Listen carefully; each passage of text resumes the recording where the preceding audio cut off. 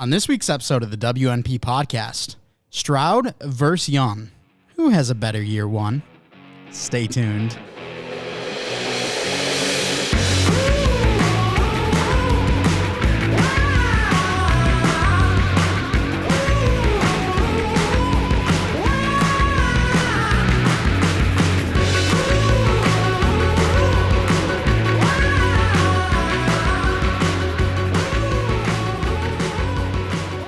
Episode 174 of the We're Not Professionals podcast. I'm your host, Mike Mitchelson, and joining me today, as always, my co-host, Chase Crawshaw. Chase, how you doing today?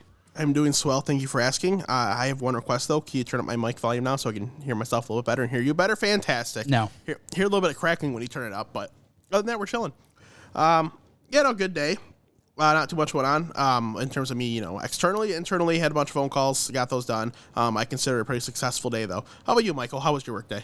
It wasn't bad. It seems like right now it's a little bit slow. We got a new person that joined the team, so they kind of took over some of the responsibilities that I had, and now my responsibilities don't take very long. So we'll see if that ramps up a little bit, but it seems like we might have another person joining our team, so who knows. Kind of a boring overall day, but I got to say, the intro, brought it right back around. Man, I just nailed it. Out of the park. I don't know how you're going to leave my house without your head slapping the door because it's so inflated. We spent so long trying to think of an intro this week. And then, go ahead, rewind it if you want to hear it again. But I pulled that out of the pocket. I'm kind of a natural at those type of things now. You're so good. You're so great. You're so talented. Thank you. Appreciate that. No problem. Last week, we did the AFC and NFC East, and we previewed everything that's going on over there, all 8 teams. We also gave you predictions on what we think they're going to be doing in the 2023 season. Next week, we've got the West, which very talented divisions.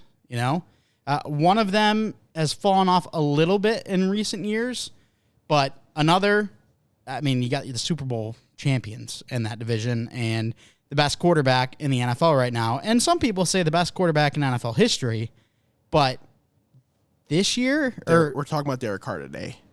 Yeah, okay, that's true. He got traded. Yeah, silly. Yeah. This week, we are not talking about divisions that are necessarily great, and we'll talk about that. So it's going to be a good one. I think we start with the AFC because it seems pretty obvious on who's going to be the reigning team in that division. I would hope so, man. It would be bad if it's one of the other teams. Well, let's just start. Who do you got number 1, and then finish off your list there? Number 1, I do have the Jacksonville Jaguars going 12-5, finishing second in the AFC, 4-2 record inside the division. Too high. Whatever you think, that's fine. And second, I have the Tennessee Titans going 8-9, finishing 9th in the division, or 9th in the conference, 2-4 in division record. And third, Indianapolis 7-10, 3-3 in division, 12th in the conference. And then last but not least, Houston Texans 6-11, 3-3 in the division, 14th in the conference.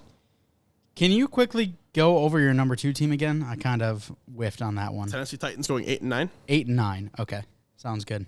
My division goes as follows: Jacksonville Jaguars 11-6.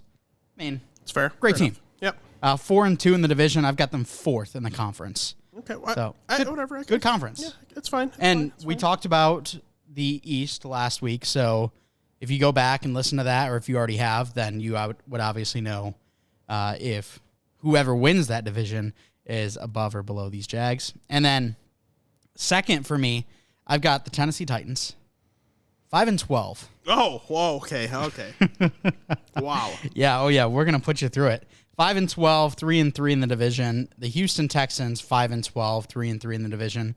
And the Indianapolis Colts, 4-13, 2-4 in the division. So you're not a big fan of the Wildcat, since that's what they're mirroring all year, basically, anyway? So the only team that I have a little bit of upside and hope for are the Houston Texans. But I think rookie C.J. Stroud, rookie Will Anderson, it's going to take a little bit for them to actually get up to that point. I don't like the Titans at all. Their offense stinks unless Derrick Henry is prime Derrick Henry again. And some injuries as of recent, and now that he's 50 years old. It's like 28. No, he's not. He's 50. All right. Go ahead. Keep talking. I'll look it up. So we'll get into these teams. Obviously, we'll start with the Jags first. My bad. 29. Sorry. My When's bad. his birthday? It doesn't say. Just says age 29 years old. Let me see if I can find it. January 4th. Okay. So he'll be 29, 95% of the season. Yep. Well, the whole season, basically, because they're not making the playoffs. Well, they still have like week 18 there. Or week 17, actually. They got 2 weeks left. He'll probably be injured. He'll probably have won people fantasy championships. Probably not. And probably won the Titans 6 games alone. And that's all they'll be able to win without him. Maybe. All right, let's start with the Jags. What do you like about them? Why are they second in the conference for you? Well, the Jags are my darlings. You know that. I'm always been, since I got really invested in the NFL, kind of a secondary Jags fan. Blake Bortles is just such a lovable guy, just an enjoyable guy because he just... It was like Jay Cutler. He just, true the definition of just a normal dude. And when you see him do some of his interviews now, it really just shows why I liked him so much back in the day. He was just fun to support. And ever since then, even though they did him a little dirty, it's for good cause because I'm still a Jags fan. And they brought in, the man himself, Trevor Lawrence, who, he's him. He's the truth. He's got a lot of talent. He's still got a lot of room to potentially grow as well. It's hard to, make this claim because you have guys like, obviously, Mahomes and then Burrow and Allen. But if he became the second best quarterback in the league one day, it wouldn't be surprising. I'm not saying anybody's going to ever overcome Patrick Mahomes because, as we kind of said before the show, some people are calling him the best ever in the sport. And I'd say he's at minimum the most talented ever in the sport at the quarterback position. And the only other person that comes close to me for me is Mike Vick. So I don't know. But any point, and beside the point, with the Jags, Trevor Lawrence, he does a lot for that team. He carries a lot of the offense, and they do have some weapons. They brought in Calvin Ridley. That's going to be exciting. Evan Ingram had a great year at the end of the season. I've always believed in Evan Ingram's talents. He just, for whatever reason, had extra drops, had injuries, blah, blah, blah. So I'm still riding high, and he can have another kind of successful year. ETN will be back, hopefully, staying fully healthy. No issues, kind of like he did last year. So I think the offense is going to be churning. And when you look at kind of what they've done over the last couple of years with this defense, Josh Allen is, the better Josh Allen of the two, I should say. Yep, absolutely. I love defensive Josh Allen. I think he's great. When you're looking at that DB room, I've been a big fan of Andre Sisco. I've been a really big fan of Tyson Campbell since he stepped into the NFL. He's looked great. Someone that I wasn't a huge fan on coming in, but he really impressed me last year. I think he's got a pretty good ceiling to kind of continue to grow. Just a lot of what they have, and including their draft offensively is what I like better. The draft defensively, they're not really guys I can really say much on, because I just Antonio Johnson's really the one guy that I can say I fully watched. So outside of that, the defense as a whole, don't want to forget Trayvon Walker either. He's no Aiden Hutchinson. Year 2 breakout for Trayvon Walker? I don't think he's gonna be like the Khalil Mack, TJ Watt, Myles Garrett, type of guy. But that next tier of pass rushers, kind of where I think Aiden Hutchinson's ceiling is. I think it's the same type of thing. I think he has the potential to reach that this year. And now that you have to worry about him and a guy like Josh Allen, on both edges, there's some real potential there. So I wouldn't be super surprised if he goes out there and has a very strong season. But as a whole, I don't think there's many holes in this team. I think that they're very well rounded offensively, defensively, and then there's a lot of weapons that I really do like that can kind of help elevate this team. Yeah, I would have to agree with you there. And actually, I'm going to use the point you just made to kind of turn it around on why I don't think this is like a top 2 or 3 team in the AFC yet. And you mentioned, I do want to say, yeah, they have the same record as 3 other teams in the AFC. Okay. So it's just how tiebreakers work. Gotcha. But you talked about it. There's not many holes here, and there's a lot of weapons that you do like. The one reason why this is the 4th place team in the AFC compared to, the 1st, 2nd, 3rd is exactly that. You like them. There's no weapons that you love, or at least no weapons that I love at this point. I'd much rather a Jamar Chase. I'd much rather a Travis Kelce. I'd much rather a Stephon Diggs. Really? Wow. So, wow, shocker. I'm just saying, the Jags are awesome, and I'm really excited to see what Trevor Lawrence can do. But when you look at this team, they're still very young, and they have a younger quarterback where he still needs to get some more improvement going on. I don't think it would be a bad take to say that Patrick Mahomes, Josh Allen, Joe Burrow, where they're at right now, is ahead of Trevor Lawrence. Sure. Same with their wide receiving cores, or at least the weapons. But I think the Jags are going to be better this year. Last year, they were 9-8, offensively ranked 21st in the league, which actually surprised me a little bit. But they did have a lot of injuries, and then their number one weapon was Christian Kirk. So this time around, we get Calvin Ridley joining them, and I think Tank Bigsby, my guy, plus my guy, Travis Etienne could be an awesome running back room. So I think they do get an uptick, but overall, they're just not quite at the level of the Chiefs, Bills, Bengals. So I think we're going to end up seeing a more efficient Travis Etienne because last year he had a 73% target share or just workload share from that backfield. And anytime that happens for a running back, unless they're like Barry Sanders or like a Derrick Henry type guy where they have just that pure dominance to their game that no matter what they're going to go out there and put up 100 yards and 2 touchdowns. You can't. It's not really something you can kind of maintain year after year, especially the way he plays. He's much better off if he gets that 55-60%. They use him a lot more in open space. They use him a little more, just anything where you can utilize the speed. And then they use Tank and a lot more of the just shorter range. Let him eat the workload a little bit. Let him take a little bit of the beating. I think we're going to see Etienne's efficiency go up, and Tank is still going to just provide a good all-around second back too. So I think that helps this offense a lot. Yeah, when I look at the Jags, no big coaching changes. I mean, they lose Jim Bob Cooter, but he was a passing game coordinator. He wasn't necessarily the offensive game coordinator, whatever I said. Detroit Lions legend, by the way, Jim Bob Cooter. And then when you look at the players that they lost, Jawan Taylor, he goes over to Kansas City. They bring in Anton Harrison in the first round, who can fill that role. I don't think he'll play up to the level of Jawan Taylor in his rookie year, but I think he is a very talented player. You lose Marvin Jones. He goes back to Detroit. But again, you bring in Calvin Ridley. And I just think overall, this team didn't lose anything. It's just how much are they going to be able to grow? How much are they going to continue? So excited to see that. But I did have a question before you go. Okay. We saw the Jags take with the 61st overall pick, the 30th pick in the second round, Brenton Strange. Yeah. How much do we see him involved in this offense with Evan Ingram having a very good season last year? He's going to get used, but I think, honestly, if he gets 30 receptions, I'd say that's a good year. I don't think he's going to be used a ton. I think it's going to be more of familiarizing him with what his assignments are going to be in the NFL, more than just being a receiving option, just a little more of his blocking assignments, a little more of what it's going to take to provide in this offense. It's going to be watch what Evan's doing, understand what he's doing, and realize you're doing that next year because we're not bringing Evan back. Unless Ingram has another dominant season, I don't imagine them re-signing him because they spent this capital on a guy like Brenton Strange. So if I think it'll be kind of a sit and learn type year. He'll still get work. If anything happens to Ingram, then he's going to kind of be thrusted in that position. And behind him, right now listed at number 3 on their tight end depth is Luke Farrell, and he ain't it. So he'll get used at that point, but he'll definitely see some work. But don't expect a large target share. But the one point I wanted to throw out there real quick, just finished up that offensive line talk. Walker Little, breakout year coming.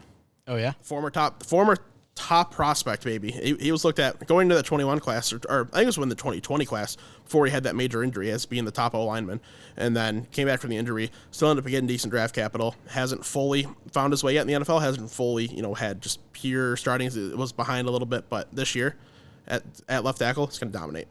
Yeah, Jags really just looking for a little bit of development with all of their young guys, and they don't have a hard division to do it against. So let's talk about the Titans next. We both have them number 2.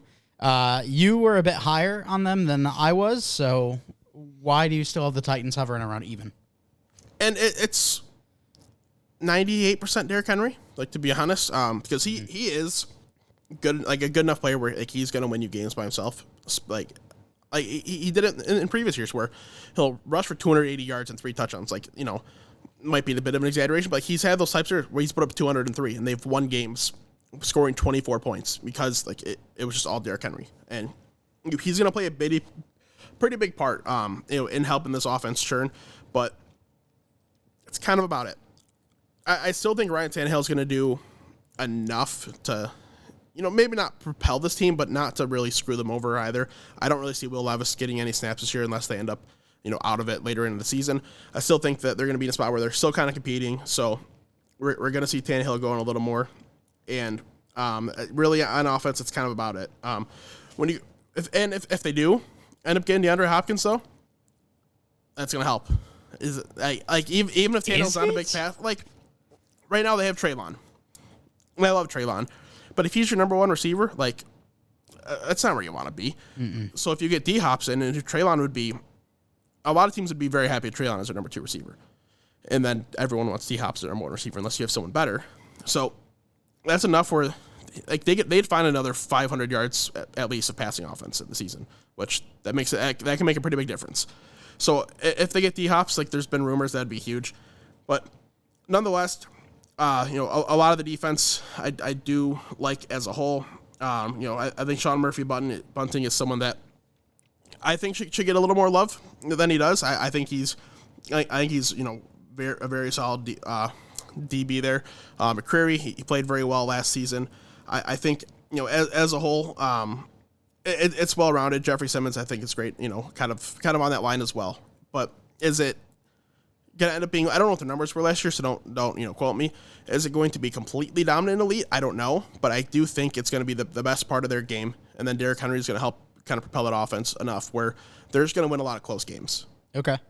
And the numbers are actually pretty good for the Titans when you look at their defense. So offense was 22nd, defense was 10th, and then special teams was tied for 2nd. So good special teams unit. But when I look at the team overall, I'll start with the defense because it's obviously the better side of the field. When I look at their top players, obviously Kevin Byard, Jeffrey Simmons is awesome.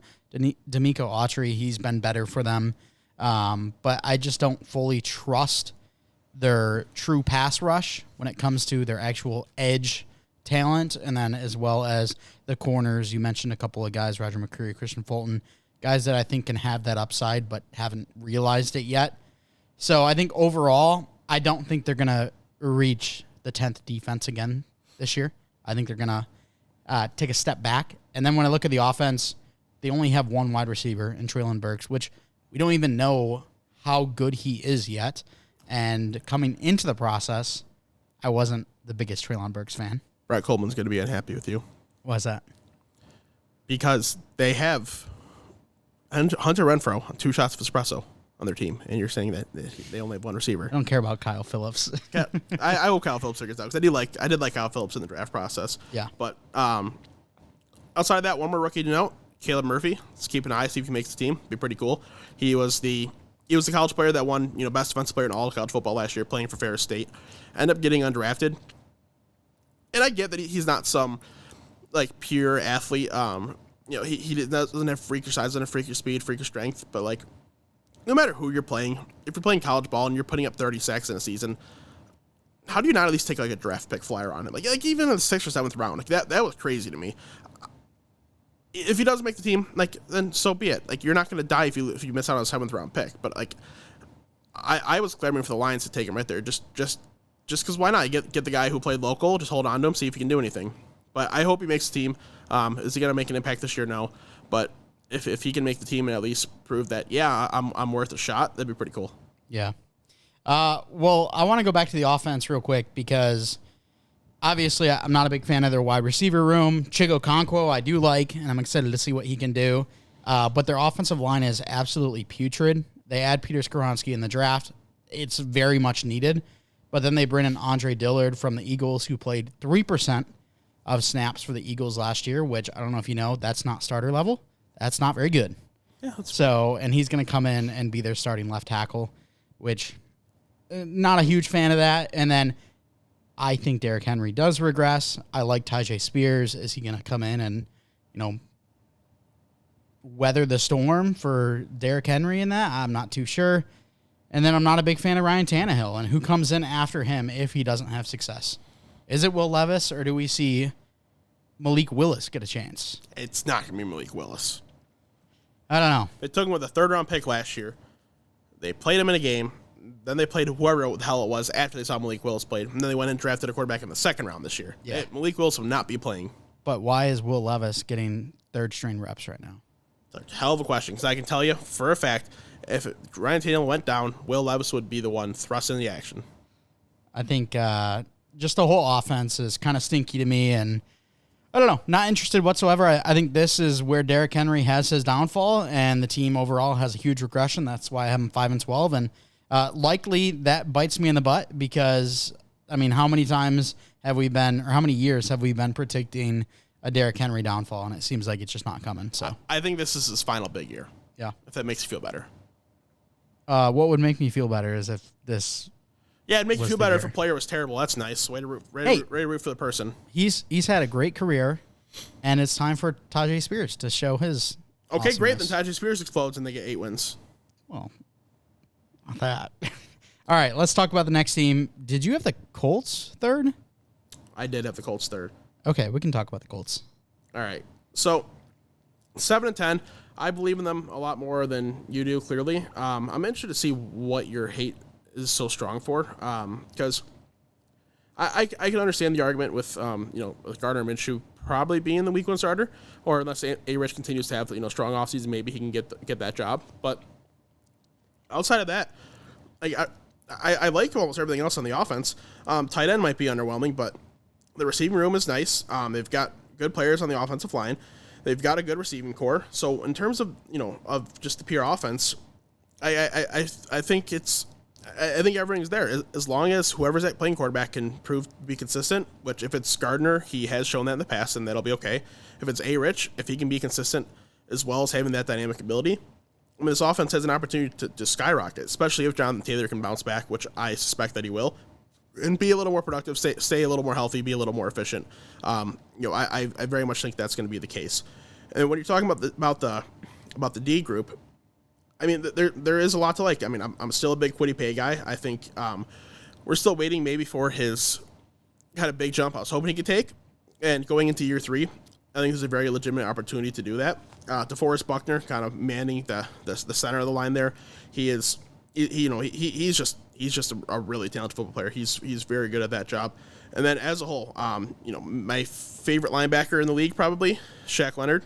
I think he's honestly, because linebacker is such a hated on position group, it's one of my favorite ones because people don't think it's impactful anymore. He might be one of the most underrated players in all football because I don't know if it's last year or before, his coverage numbers in the passing game were top 10 among all defensive players, not just linebackers, like all defensive players. He is a shutdown defensive back who plays linebacker and hits like a linebacker and tackles like a linebacker. He's a difference maker. He truly is. So I think that there's enough here for this team that it's going to show, all right, this team is going to be ready to take that next jump. Once Anthony Richardson's going into year 2, they have another piece or two, they're going to be ready to roll. I hope so, because I like Anthony Richardson a lot. But I think this is going to be very much not Cleveland, excuse me, Chicago Bears with Justin Fields in his first year, his second year. I just don't think that you have enough around Anthony Richardson. I don't know if Anthony Richardson is even ready to go day one. I talked about it when we were doing our prospect show. Obviously, tremendous talent when it comes to his upside and everything, but there's still a lot of stuff he needs to work on. And when you look at the Colts last year, their offensive line, even though you look at how many great players they have on that offensive line, it struggled. Quentin Nelson was ranked as one of the most overpaid players last year because he was struggling so hard. And then when you look at the wide receiver core, obviously Michael Pittman's great. We haven't seen much yet out of Alec Pierce. And what do we see out of Mo Alley Cox or even Jelani Woods at the tight end position? Not sure yet. Jonathan Taylor's great. Love him, obviously. But I think the offense, when you look at it last year, they were ranked 29th in the league. I think they're better than 29th. But I don't will be. I can promise you they will be. But I don't know how much better. Will they get over 20 with either Gardner Minshew or rookie quarterback Anthony Richardson? I'm not sure if they do. If Anthony Richardson can prove he's truly ready to start week 1, then I think they could be in that 16 to 20 range. So if he does prove that he's truly ready, what are your projected numbers for him? I would say that 3,800 with 20 through the air, and then probably being like a 700-800 rushing yard guy with probably like 7 or 8 touchdowns all said and done. If he is used the way that he probably should be, that'd be a great rookie season for Anthony Richardson. And I think that's the one thing that is kind of going against what my prediction is saying right now, because they bring in Shane Steichen, the offensive coordinator for the Philadelphia Eagles. We saw what kind of impact he'd had on Jalen Hurts. He now gets Anthony Richardson, who is a better athlete than Jalen Hurts. So very excited to see what he can do with Anthony Richardson. But I want to go back to the defense real quick. The defense, it's good. I mean, when you look at the defensive line, big fan. DeForest Buckner, Grover Cleveland, Grover Stewart, excuse me. Quiddy Pay. What was Grover Cleveland from? What is that from? Is he a president? Oh. Hey. Where the hell did that go? I'm a history buff. What do you mean? Oh, my God. Playing too much Civ. But I am not a fan of the secondary whatsoever. I think it's really going to struggle. Kenny Moore, they got Julius Brents in the draft, which we had a big debate on Julius Brents and where he's at. And I think both of us agree ceiling is great. I mean, this guy is such an athlete. He's got so much length. It's awesome. But we're a little bit different on the fact what his readiness was. So, and then the the safety is not a big fan of either. So, I don't know. I just think that this Colts team, they had the 17th ranked defense. I don't think that gets better. They have the 29th ranked offense. I do think that gets better, but how much? I don't know. So that's why I've got them at 4-13. I think it's going to be very much Chicago Bears and Justin Fields year one. We'll see. All right. Houston Texans. They have the 2nd and 3rd overall pick. You still have them going last in this division. Why 6-11 though. Well, not bad. You had them at 5? 5-12, yeah. Exactly. So you're hating this division pretty hard. I hate it so much. And I'm respecting this division enough. I wouldn't be surprised if it goes your way, but I also wouldn't be surprised if it goes my way. That's just how I feel. I don't think any of those other 3 teams are making playoffs. I think there's 0% chance. Yeah. But I digress. So I think C.J. Stroud's going to come in and have one of the better rookie quarterback seasons that we've seen. Just because like he is just a very cerebral type guy. He just comes in, plays the game. He is kind of like Jared Goff in terms of the way that he plays, where it's not a bunch of flash. He'll throw the ball when he needs to move. He can do it, but he's not even moving as much as Dak. He's right between that Dak and Goff level. But like he plays the ball well. My only concern is, my big hit on him was how good is he going to be under pressure. There were some moments last year where he looked no issues, some moments where it's like, oh boy. So it's really just going to depend on how that O-line plays in front of him and if his receivers can get open enough where he can move the ball quickly. But as long as things don't go horrendously, I mean, I think he'll probably be the favorite for Rookie of the Year this year. Like when we look at like the halfway point of the season, just because like it's all going to be consistent. Like 220 yards and 2 touchdowns. Type of thing like that would be a potential stat line for him. So I think that's gonna be a pretty big part of it. Then the receiving core. I think that now we're going to see John Mechie on the field. Hopefully we can kind of see him.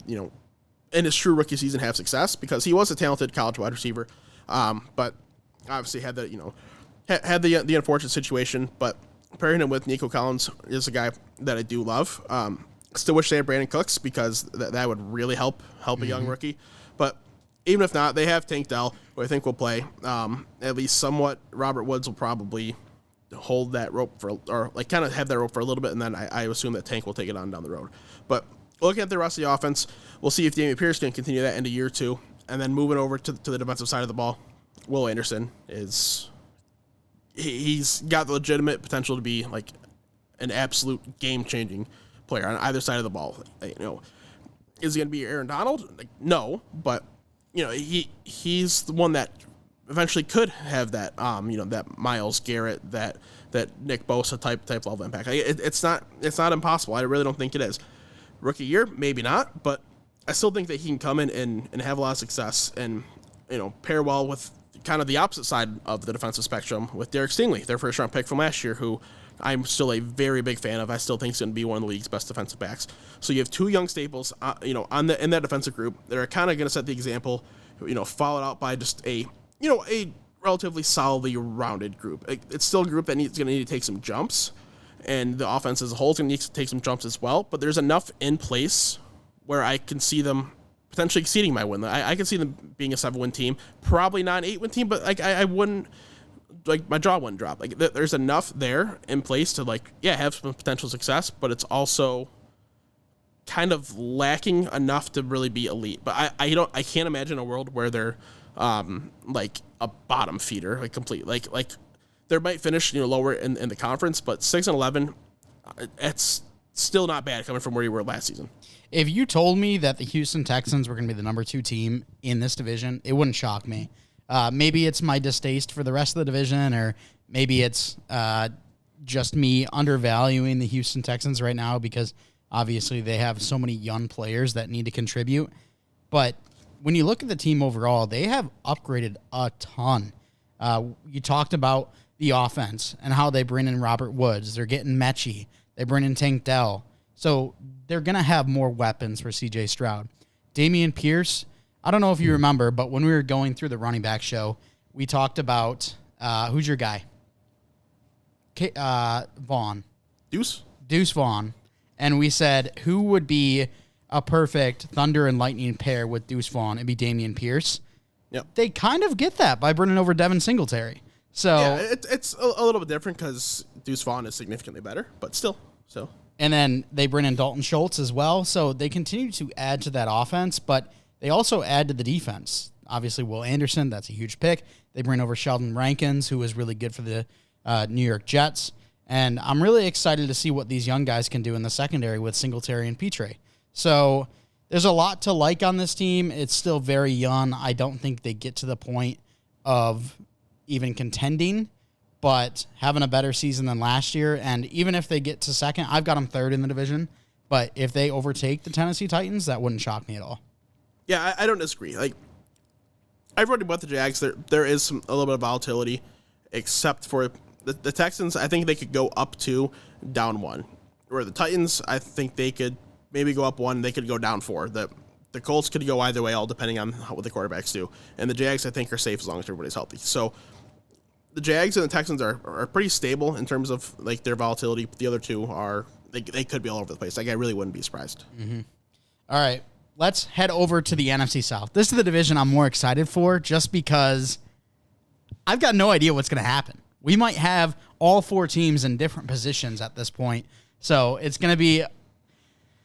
Well, I don't even know if it's going to be fun to argue because we might just be like, yeah, I mean, they suck. So we just had them in a different position because the other teams suck too. I think it's that one. Let's start with you. Who's your number 1? And go ahead and finish throughout. Number 1, New Orleans Saints make the playoffs because somebody has to. 9-8 record, 4-2 in the division. Number 2, the Carolina Panthers, 7-10, 3-3 in the division. They're the 10th team in the NFC. This is where things get a little more fun because the Tampa Bay Buccaneers are 6-11, 3-3 in the division, 14th ranked team in the conference. And then the Atlanta Falcons, 4-13, 2-4 record, as I alluded to in the last episode. Welcome to the division, Caleb Williams, as they finish last place in the league. I agree. Caleb Williams, welcome to the division. But the Atlanta Falcons are actually first in this division. And they are going to the playoffs at 8-9. That's so bad. Yeah, 8-9. They're 3-3 in the division. Hey, the Saints, I'd be happy to be wrong because I do have Desmond Ridder and Bijan Robinson and Kyle Pitts in plenty of dynasty leagues. We'll talk about it. They just have so much talent. The Saints, 8-9. They're 3-3. They miss out on the playoffs. The Carolina Panthers, 7-10, 4-2 in the division. And that's a team that I like, and I'm really hoping for more success. But rookie quarterback, how much help do you get? We'll see. And then the Tampa Bay Buccaneers, they are 16th in the conference for me at 4-13, 2-4 in their division. So, yeah, there's that. So basically what we're saying is that Caleb Williams will be heading to the NFC South. Yeah. We're kind of almost guaranteeing it at this point. So the only other team that's close we already talked about, and that was the Commanders on the NFC side. And then on the AFC side, the 14th, 15th, and 16th ranked teams we just talked about for my predictions, that being the Titans, Texans, Colts. And Texans, Colts, they already have your quarterback, so It would be the Bucs at that point. So I have everybody in the AFC, it's kind of spoiler. They have at least 2 more wins than the Falcons right now. Okay.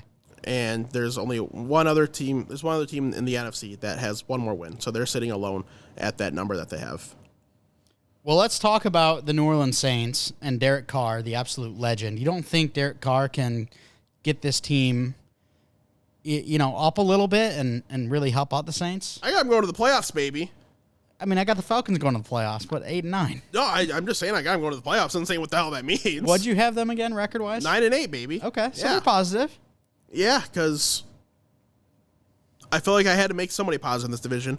I can't bring myself to really say that a team with a negative record is making the playoffs. Happened last year in this division. I know it did. Wouldn't shock me again. It wouldn't shock me either. But when I make my like predictions and I go week by week with my matchups, I'm like, and I see that even if it's a 7 seed, I'm like, I have to adjust something. I can't in good conscience just like put a losing team in the playoffs. So I make adjustments to see what seems like it might be more realistic. But there's really nothing to love. No. Derek Carr plays quarterback. Michael Thomas plays receiver when he wants to. Alvin Kamara likes to beat up people in elevators when he wants to. Yep. Yeah. I mean, Chris Olave, I love him, Yeah, but you've got some upside with Chris Olave. You got Brian Brzee and Isaiah Foskey on the back end there. So two rookies that I do like, but how impactful are they going to be year one? I don't know. We'll kind of see. Outside of that on the back end, I mean, Cameron Jordan's still good, but he's older. Tyrann Mathieu, same thing, good but older. Then Pete Werner, someone I think needs a little more love. And then I think Marshall Lattimore is overrated, honestly, a little bit. Yeah. So this team as a whole, just no. If you get dropped into a Madden simulation and it's a fantasy draft, and you see this team come out, you're thinking, first, John Dowell drafted it. Michael Thomas, Tyrann Mathieu, what are we doing? Mm-hmm. They're past their prime easily. Mm-hmm. And then you're thinking, what the hell did I just do?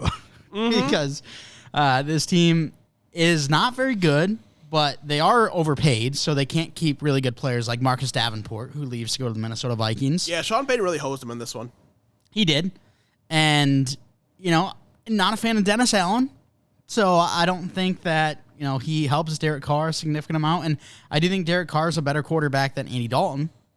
Yeah, but so I will safely proclaim that for this season, Derek Carr is the best quarterback in the division. Weird to say, but you can make an argument for Bryce. Day one, yes. Yeah, maybe at the end of the year, Bryce will take it. Yeah, but starting the year, I like Bryce. So hopefully he proves me wrong. But I really don't want to hear much argument for right now going into the season. You feel more confident with Derek Carr than Bryce Young because he just has that experience. Yeah, for sure. Yeah, just the team overall. There's nothing that really pops you out of your seat. I think even Brian Brzee and Foskey, guys that I liked in the draft process, I don't think they come in and have huge day one impact. I think they will be playing, but to actually have a huge impact on the field, I'm not sure they get to that point yet. So, what about your boy? My boy? Yeah. Kendre Miller. Oh, big fan. So, huge fan. Kamara, we're all assuming he's getting suspended. Yeah. There's still no word, but he didn't happen to him last year, but the proceedings have gone on a little bit, so you would assume it happens this year. Yeah, and he did take not a plea, but he took on a lesser charge and said no contest? Yeah, no contest. Yeah. Okay. So, with that, he'll probably get a 4 to 6. Mm-hmm. And they still have Jamal Williams as well. Yeah. So, do we get to see any sort of excitement from any of these rookies? My big fear is that if he gets a suspension, they're going to rely on Jamal Williams too much and not let him shine. And then maybe, depending on how long the suspension is, maybe that last game before Kamara comes back, Kendre Miller kind of has his little breakout. But then, Kamara's back. So, I am worried Kendre Miller won't have a huge role this year. But if Dennis Allen can actually use the more talented running back while Kamara's gone, then maybe we do see some excitement from Kendre Miller. I hope so because, on the offensive side of the ball, he's the only rookie that plays a skill position that you might see anything from. Maybe A.T. Perry gets some run. I don't know. And then on the defensive side, yeah, your best shot really is probably Brian Brzee. You had the first round pick on him, but I still think he's probably better off in a limited role as a rookie, just so you're not sheltering, so you can kind of shelter him a little bit and don't just completely shell shock him by getting dominated as a rookie. Yeah, and when you look at this team last year, offense ranked 17th, defense ranked 16th, so just mid. They are very mid. Yeah, what about the special teams? Tied 6th. But there's so many ties in special teams, it's unbelievable. Yeah. So the Panthers are also tied 6th. The Falcons are tied 4th. I just talked about how, who was it? Let me go back to the AFC South real quick. Tied 2nd for the Titans, tied 4th for the Texans, tied 6th for the Colts. So, everyone's tied for some reason, but it is what it is. It is what it is. It's weird. Yeah, Saints, not big fans of, but... Yeah, can we move on from the sticky team? All right, let's talk about my number one team, that being the Atlanta Falcons. I've got them 8-9. That's one game better than what they were last year. Chase, would you believe it if I told you the Atlanta Falcons had the second best offense last year? No. Well, they were tied for second. See? So, tied for second when it comes to offense, tied for fourth when it comes to special teams. When you look at the defense, was it last? 27th. Yeah, it's like if you have you said they had 7 wins last year? Yes. Right? Yeah, if you're getting 7 wins when you have that defense, you better be scoring a lot. Yeah. You got to have no choice. Mm-hmm. But, man, it wasn't the Lions defense, but... Well, yeah. I just think that this team has so much talent on it now, and I think the offense only got better with Bijan Robinson. They bring in Matthew Bergeron to help them. And then when you look at the defensive side of things, obviously that was the worst spot. But you bring in a new defensive coordinator, Ryan Nielsen. He replaces Dean Pease. Yeah, his last name's Pease. He retired. Dean Pease. Yeah, good. Probably a good thing. Yeah, so Ryan Nielsen comes in. He came from New Orleans. He was a co-defensive coordinator, which was really weird. But it is what it is. I don't like those jobs. That's weird.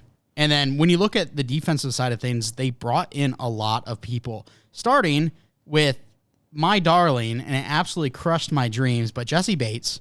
He goes over to the Atlanta Falcons, and I don't think he's going to have as much success as he had with the Bengals. It seems like any guys that go out and get their mega deals don't necessarily have the best success when they go to poorer teams. Oh, Kenny Galladay? Yeah. Well, you're not going to be that, but right. But then we see Calais Campbell, who is getting a little older, but he gets over there. We see Bud Dupree head over. Grady Jarrett's still there, who is really the only shining star when it comes to that defense. So Jeff Okudah, your guy. They signed Jesse Bates, you said. Great. Their DB core is just a little weird because Jesse Bates shows signs of eliteness. We'll see what he does in Atlanta. They have AJ Terrell, who I think has that elite upside as well. Mm-hmm. Just got to keep working on it. And then they were like, you know who had a really good defense last year? The Lions. Let's go get 2 Lions defensive backs. Let's go trade for Jeff Okudah. Let's go sign Mike Hughes. Yeah, great idea. I watch them play every week. You're getting torched. Mike Hughes and Jeff Okudah ranked 76th and 77th when it comes to cornerbacks. Does it say out of how many or no? 118. Yeah, be ready, Atlanta, because you're going to be like, why is there a fire, in our end zone? Because your DBs are getting torched. Yeah, I think that as long as Jesse Bates can play that free safety role to, the level we've seen him play it before, I think that... He can't cover 4 guys. Right, but I think the defensive line's really underrated. When you have Bud Dupree, Arnold Ebiketie, you've got Grady Jarrett and Calais Campbell. You're not an Ebiketie guy? He's overrated as hell. People love him. I didn't like him that much in the draft process. I didn't either. I still haven't grown on him. He still had a decent rookie year, so I think the defense isn't 27th anymore. It's probably like 26th or 25th. But that's fair. The offense guy. I've got one breakout player for defense. Okay. Troy Anderson. Okay. I love my linebackers. Mm-hmm. He's got a really unique skill set. He is a true athletic freak, and he could kind of play other than defensive tackle, any other defensive position, and he can he can go out there and he can play running back and fullback. He's done that before in the past. He's versatile, and I think he can have a good year back there. But let's pretend that defense doesn't exist anymore. And your boy Zach Harrison, He's on the defensive side now with third round pick. Yeah, let's pretend that defense doesn't exist anymore because I'm tired. I'm tired of looking at it. Okay, well, the nice thing about the offense is you have probably 3 elite potential players on that offense with You have 3 Drake London, players. Kyle Pitts, and Bijan Robinson. Yeah, 3 players that legitimately could become the best of their position. In the league. And then you have a really good offensive line with McGarry, Matthews, Lindstrom. They bring in Bergeron. Really good offensive line there. Now, when you look at secondary options behind, the top 3 guys, you get a little thin. But Tyler Algier, he's still there. Desmond Ridder, what can he do as a rookie? I like Desmond Ridder. I don't think he's going to come in and have a Bryce Young, C.J. Stroud type of year. But I think that he can do what Marcus Mariota did last year, if not better. So I think they'll be like pretty much the same, honestly. Speaking of Mariota, did you tune into the quarterback show yet on Netflix? I watched the first episode. That's it. It is funny because I watched it today, and all I can picture is so in the draft they compared Desmond Ridder to Marcus Mariota. Like how perfect they're going to the same team. And I all I can remember from the episode, not all I can remember, but like what I specifically remember from Mariota in that episode is him just fumbling that snap and then going on to lose the game. Yeah. It's tough. Hopefully Daz doesn't do that. My favorite part was when Kirk Cousins brought out if I could walk on water, my haters would just say I can't swim. That's a great quote. Margaret Thatcher, shout out. It was great. But here's the thing. Tyler Algier, he had over 1,000 yards rushing last year. Do you remember what we thought of Tyler Algier in the draft process? I remember what I still think. He sucks. And now we get Bijan Robinson. Yeah. So I think that this team is going to have a fantastic run game, and they're going to plan for it. And so that's why I think Drake London and Kyle Pitts breakouts are possible this year. They're going to be stacking the box. These guys are both great athletes, and they're very good when it comes to their position. So I'm excited to see what this Falcons offense can do. They were tied second. If you told me they finished tied second next year too, I'd be a little surprised because, that's really good. But it doesn't happen very often that teams finish, teams that finish top 5 in either offense or defense. It's very rare it happens year to year. Right. So I still think the offense can be fantastic, though. So do I. It's got potential, and I kind of hope the defense sucks because if they could be a top 5 offense and just play a lot of entertaining games, great. I will happily watch them play. Yeah. Oh my gosh! Imagine.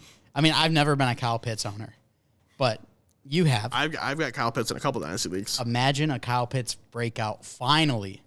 What is it, year 3? Yeah. Year 3, he finally gets that breakout. Like 1,208?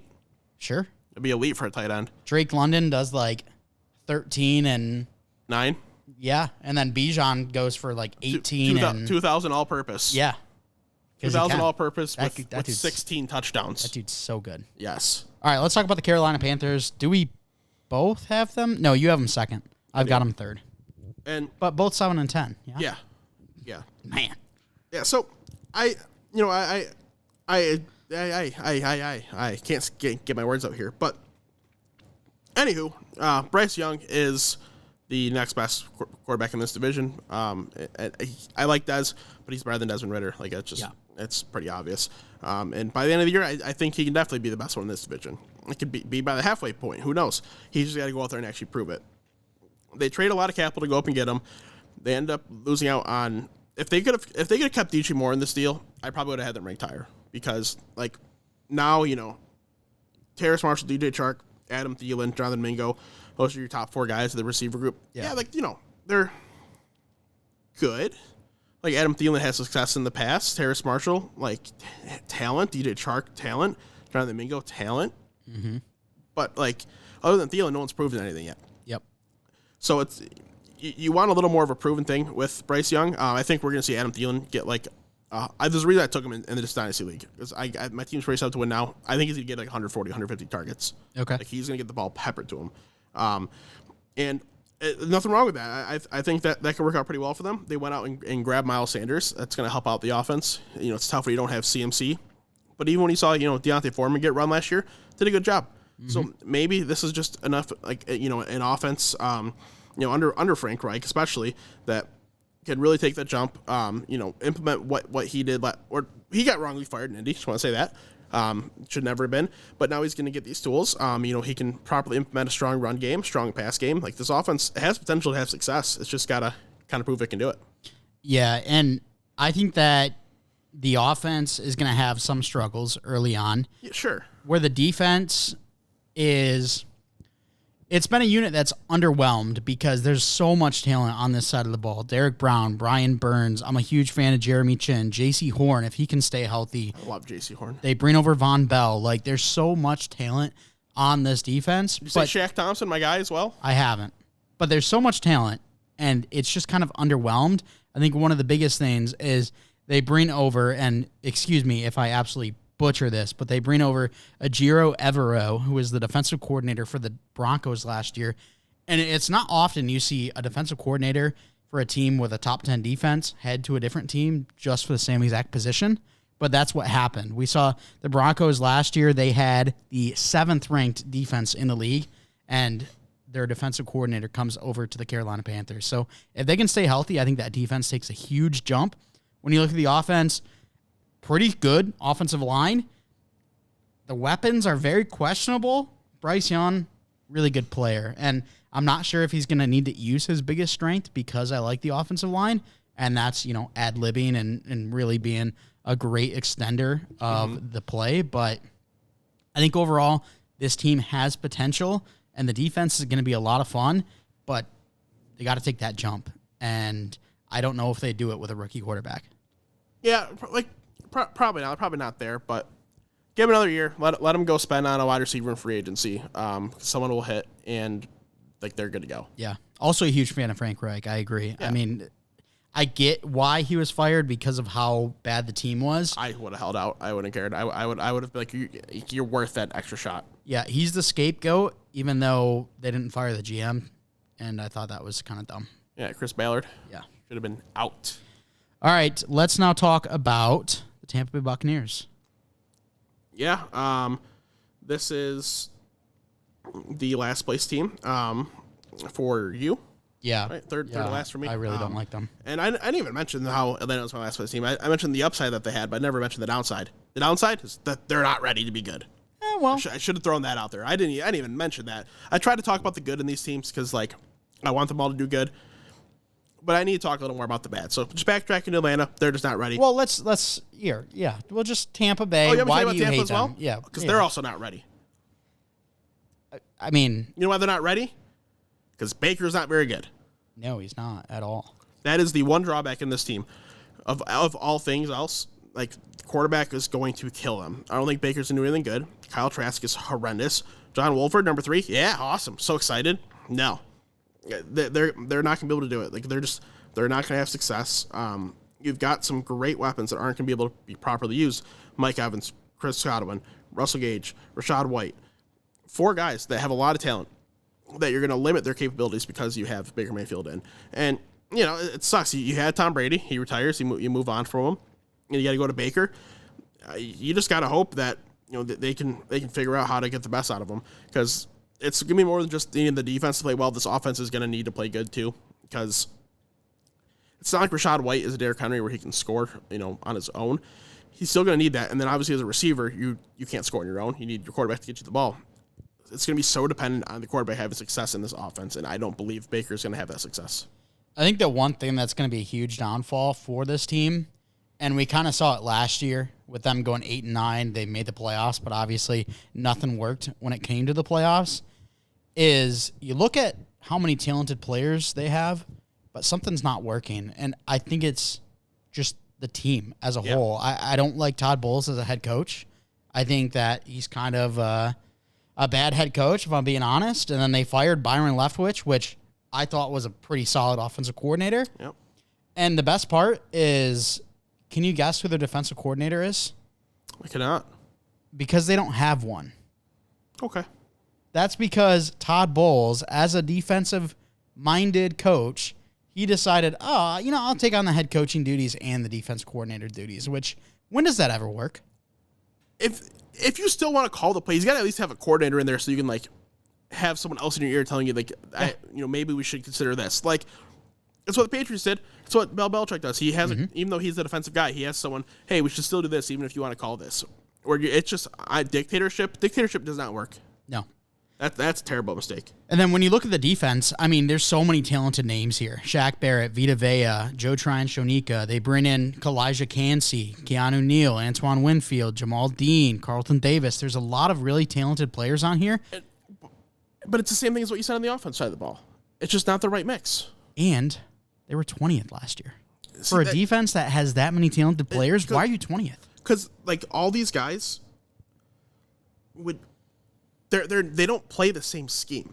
They just don't. You have Vita Vea, who's he's a very run centric defensive tackle. Then you've got these DBs that are a lot more emphasized in the passing game. Like you have a mix and match. Like, oh, we're trying to cover every base. But it does, unless you have the elite players at every position, it just doesn't work like that in the NFL. You have to find a scheme. You have to commit to that scheme. You have to realize you have these players, and then you have to, use your scheme around those players. And if you have players that don't fit that scheme, you got to go find ones that do. You can't try to do a little mismatch. And I think it's kind of what we saw was, like, as a whole, like, it's just not great roster management. I don't know how you can fix that. I think you can get better use of, like, basically all these players. Like, you can get better use of that whole backfield. You can get better use of excuse me, I'm trying not to burp. You can get better use of Devin White because he has a lot of talent and has underwhelmed. Like, you can get better use of these guys if they were just used in the right way. And I don't trust that they're going to be used in the right way under Todd Bowles. No, not at all. And then the offensive side of things, I mean, obviously you have elite players like Mike Evans, Chris Godwin, Tristan Wirfs has been fantastic. But I think it comes down to it again where the offense I don't think is going to click, and you're going to have Baker Mayfield as your leader. That's not a good plan. Yeah, so I agree. So it's just what this comes down to is it's just not the right mix of players with a head coach we don't trust. Yep. And then you were saying to me offline before last episode about Caleb Williams joining the Atlanta Falcons with which head coach? You said there was going to be they're going to get rid of Arthur Smith for. Oh, for I don't remember who. Holy hell! I don't remember who you said. I don't remember who said. A college coach. Was it Lincoln Riley? It was not Lincoln Riley, but that wouldn't be bad. I mean, it'd be fun. I got it. I'll text you when I'll think of it in like probably 20 minutes. Okay. And I'll text you, and then we'll call it on the next show.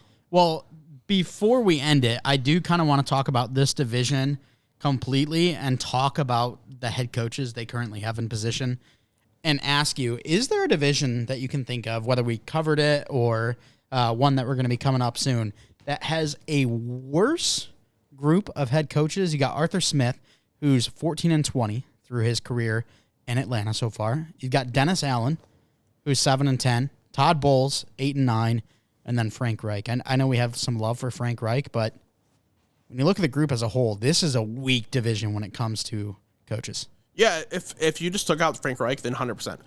Frank Reich helps elevate it. I'd have to fully compare it to the rest and give you a definitive answer, but the other three do not help the cause by any means. Mm-mm. I feel like at this point, when you look at those three, not Frank Reich, and who knows, Frank Reich just got fired and obviously didn't have a good season. We think he's still a very talented head coach, but maybe he just has his downfall now. Who knows? But when you look at Arthur Smith, I think at this point, you can exclude Frank Reich if you want, but he's the best coach compared to Dennis Allen and Todd Bowles. And we talk about Arthur Smith being, a guy. At best. So it's just really bad. And I think that this division is going to be an absolute shit show all the way through. But I'm excited to see the Falcons at least because they have some offensive talent. I'm excited to see the Carolina defense, see if they can turn it around. I'm excited to see Chris Olave and Kendre Miller. And on the Tampa side, I'm excited to see Caleb Williams there. Honestly, minus I agree. I agree with either of those bottom two teams, but minus the Saints, who is funny enough the team I have making the playoffs. There's at least some fun talent to watch with the rest, but they play on teams that either aren't cohesive, have bad coaches, or aren't ready. Yeah. And then the Saints just happen to be the beneficiary because they're average enough around the board where they're going to just top at it with a very average record. And it really shows you here. I'm going to try not to disconnect the old recording, but when you look at the Falcons, they have top 5 units in offense and special teams, but terrible when it comes to defense. Carolina, terrible offense, average. The Bucs, below average, and then a horrible special teams unit. When you look at the Saints, average, above average for special teams. Interesting. So out of, every team here, you're spot on with that. And the Saints being the most average that they might be able to get to the playoffs. Literally. All right, well, that's going to do it for the show. I want to thank you so much for coming out and giving it a listen. We got the AFC and NFC West next week. That's going to be a little bit more exciting. There's some really good teams in that division, and I'm really excited to talk about them. But for now, if you want to stay up to date with all that we do, you can follow us on Twitter at WNP Sports Pod. That's again on Twitter at WNP Sports Pod. If you are looking for any of our other socials, feel free to go down in the description, whether you're on a podcast platform or YouTube. Everything is linked down there below. We've got a TikTok, Facebook, Instagram. Head over there. If you are on YouTube, if you could, please give us a like, subscribe, comment, hit the bell to turn on notifications. Let us know who you think is going to win the NFC South. I assume that you have the Jags winning the AFC South, but when it comes to the NFC South, I'm very curious to see who you have winning that division. If you're listening on a podcast platform, if you could, please give us a follow and a 5-star rating. We'd really appreciate it. Thanks so much for coming out. And as always, we're not professionals.